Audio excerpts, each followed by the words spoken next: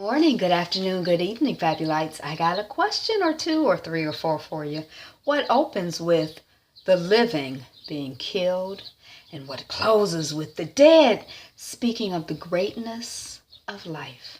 If you guessed American Gods, episode 6, season 1, A Murder of God, then you're correct. And thank you so much for clicking and sticking around for my review recap of American Gods, episode 6, season 1, A Murder of God. So let's see how we got from opening to closing. I'm Angela. The channel is Be Fabulous You. Welcome or welcome back. Yay! Let's go. Let's go. Okay, so we have Spanish speakers, a group of about 10 or 15 people, and they're approaching a water border. They pray. The woman in charge says that rain has raised the water, so if you can't swim, you don't cross.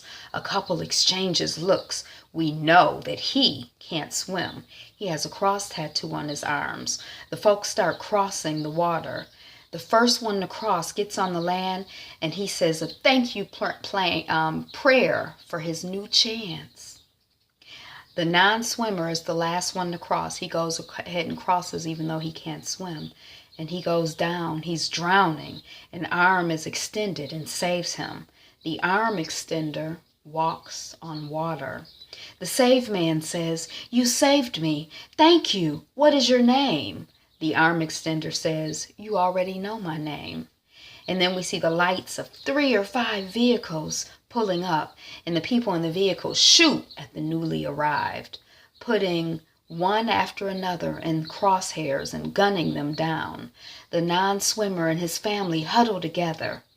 The arm extender blocks them and is shot in one hand, and then another hand, and then in his chest.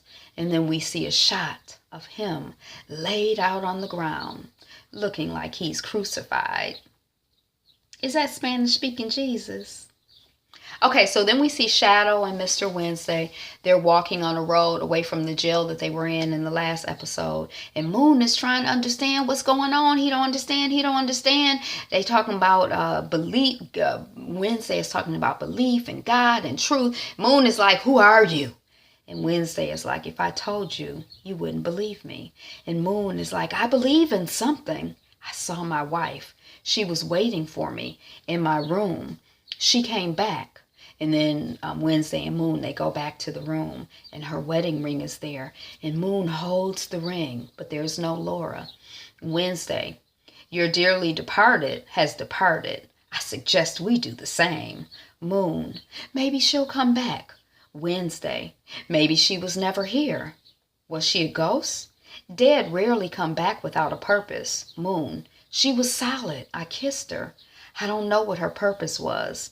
Wednesday, he notices 2 crows on the roof and in the rearview mirror as he speeds away. Wednesday also notices Laura running after them.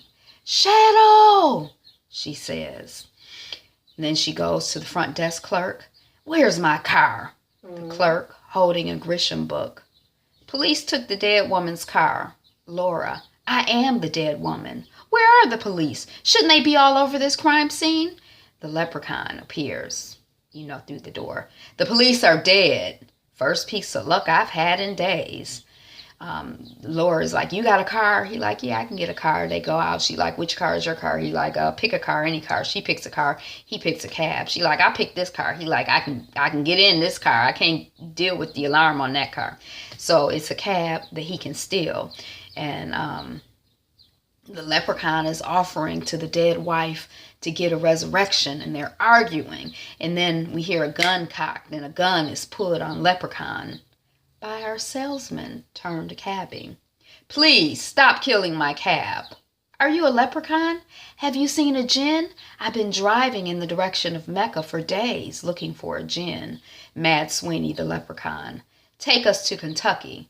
I'll show you where you can find any god you are looking for, demi or otherwise, once we are in Kentucky." Then we see Wednesday. Wednesday's talking to Moon. "You're confused, you're grieving, you're in the bargaining stage, blah, blah, blah, blah, blah. I know a charm that can lift grieving. I know a charm that can do this. I know a charm that can do that. I know a charm that can do all things." Moon, You know a charm that can stop bleeding? And we discover that Moon, and so does Wednesday, has a gash in his abdomen and it's moving. And we're all freaking out. Wednesday is talking about shivs and Shawshank Redemption or something, I don't know. And then Wednesday is holding Moon from behind. The gash is of the tree that was after Moon when he was leaving the prison. We learn that it's a very old god, and Wednesday yanks this thing out of Moon. It's kind of bloody, but it's got like multiple arms. I don't know what to say it looks like. It looked like a hot ass mess. And then Moon is like, did you get it? Was that it? And Wednesday is like, time will tell, hopefully. Then we see the Cabbie talking as Laura spaces out. New York scared me. I was scared of the black people, the Jews dressed in black, blah, blah, blah, blah, blah. Laura is remembering being in the hot tub, you know, where she put the cover over. That's why I think it's a hot tub, and she sprayed the fly spray. But right before that, there's a fly on her face. And then the Cabbie is like, I'm not afraid of anything anymore. She kind of comes back. And Leprechaun, he's in the back seat. I'm afraid you're not going to shut up. And Laura closes the privacy window. Did you kill the Cabbie? And then the Cabbie says, I never met the Cabbie, but I imagine he got a new life. And Laura is like you? What about your old life? Just fuck the old life? And the Cabbie is like, fuck the old life. Are you dead? He asked Laura. You smell dead. Did you pray for another life? And Laura is like, yes, when I was a child. And finally, my prayers have been answered. And the Cabbie is like, I do not pray to ask. I pray to thank God. And Sweeney is laughing. Did you have a genie in your bottle? Did you rub one out of him? And then Sweeney dozes off. And Laura redirects the trip at a fork in the road. So they're no longer heading to Kentucky. Meanwhile, we see the map shoots out. I think we're in Virginia, but we're in Virginia in a factory. And a man clocks in. He's happy. This music in the background, they talking about happy. I can't remember what it is, but it's upbeat. It's happy. And there he's walking by somebody. He slaps their hands. He's got his coffee. It's a wonderful day. And then he holds onto the banister, but it's not closed. And he falls into a molten metal vat, and and his world's greatest boss mug falls in with him, and he becomes 1,000,000 bullets, the Vulcan brand. The factory is just running. And then Shadow and Wednesday arrive in town, and Wednesday says, welcome to Vulcan, Virginia. And they see a group of people, kind of preceding a procession going down the street. And Wednesday continues, he's talking, it's less of a funeral than a celebration of sacrifice. They're defending their America. That's him, the head of the crowd. They all flock to him. And then the crowd is all shooting guns in the sky, and they have red armbands. And Wednesday and Vulcan embrace in front of a church as the bullets that all of the people shot back down rain back down. And a little bit before that, Wednesday told Vulcan, not Vulcan, but Moon, to take cover. So the bullets rain back down on Shadow, Moon in the car. And then Vulcan is like, I heard about you in this war. And then Sweeney is waking up, and he's like, this ain't Kentucky. Where's Kentucky? And then they're going into a bar. And we look at Lynn just before he said it. I'm like, dang, Laura, she not really looking too good. And Sweeney is like, this is not a good light for you. And then Laura is like, you trying to shame me. But you don't want to, I don't want to draw unnecessary attention. You don't want to draw unnecessary attention to me. I have no shame. Only felt my heart beat once since I died, when I kissed Sweeney. And then Sweeney says, he's not your man anymore. He's Wednesday's man. He's got a new life. You need to get a new life, like Moon, like this Cabbie here. Why do men like anal sex? He's asking the Cabbie. And they kind of talk, he talks a little bit about it. And then he tells Laura, it's force. Anal sex is force, like your love on Moon. And then Laura's like, I don't know. I like anal sex. And then we see Moon, and he's looking at a noose. And Vulcan is like, it's hanging tree. You like it? And Moon is like, no. Let's go. And Wednesday is like, What'd you do to become the god of this little universe you created? And the Vulcan says, sacrifice. You could sacrifice yourself if they won't sacrifice to you. Hey, Moon, you ever seen a man hanged? The power of fire is fire power. Volcano, bullets. And we see all the bullets are, he opens his gun and all of the bullets say Vulcan. So Vulcan brand, that's his brand. It's a celebration. It's to him. It's a prayer to him. He says all bullets are prayers. And Wednesday is like, come with me to Wisconsin. And Vulcan is like, I was on the bus before you painted it yellow. And then, he leaves. And Moon is like, you trust him? And Wednesday is like, I know who he is, who he's always been. And Moon is like, did you tell him I was lynched? Because he knew. And that's personal. And then Wednesday is like, I got a retort for that lynching. I'll tell you when you're ready, but you're distracted. You see Laura, don't you? Where is she? And then Moon closes his eyes and they start glowing yellow or whatever. And we see Moon is seeing Laura and he's describing her. She's in Indiana.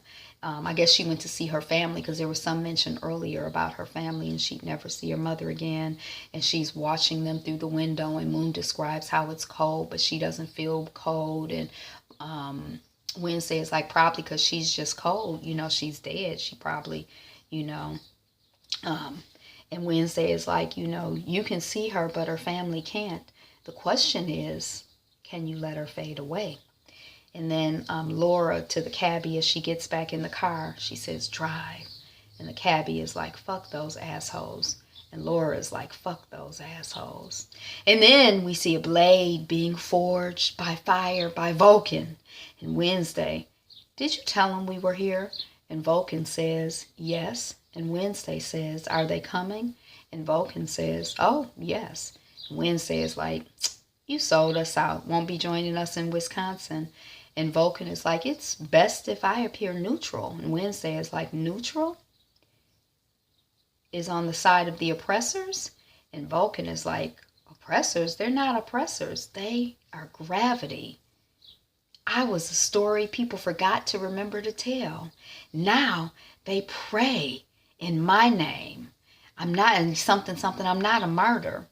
And then Wednesday says, yes, you are a martyr. You pledged allegiance to me and you forged a blade in my name and they killed you for it. And then Wednesday slices Vulcan's head off. I didn't see it coming. Did you see it coming? He sliced. And it's like a clean slice, like his head is still there, even though we know it's cut off. But he made a really good quality blade. Okay.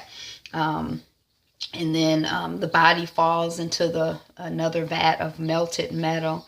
And then Moon is like, oh shit, what did you do? What are you doing? And Wednesday is peeing into the vat of molten metal and molten Vulcan. And he says, I'm laying down a curse. I'm cursing the whole thing as he pees. And then we see more bullets being made. The factory just continues. Dead body, dead God. This is the killing. Just keep right on going, with or without them. And then we see a prayer rug going down. Then Mad Sweeney and Laura are outside on the roadside while Cabbie prays. Laura smokes. Cabbie, he looks over at Laura and he says, God is great. And Laura says, life is great. And the Cabbie says, life is great. And that's the end of the episode. I like the show. I got, y'all probably seen it all, but I got 2 more episodes to go. So thank you so much for being here, watching, subscribing, sharing, being you, being fabulous you, and make it a wonderful day because you know what it already is. It's the best day ever. Yay! Bye.